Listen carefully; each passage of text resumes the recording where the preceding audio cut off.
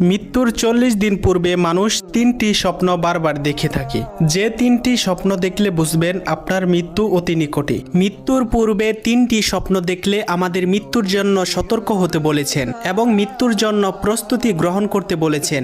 আমরা স্বপ্নের ব্যাখ্যা জানি না বিদায় এই স্বপ্নগুলো দেখে সতর্ক হই না, বরং অবহেলা করি।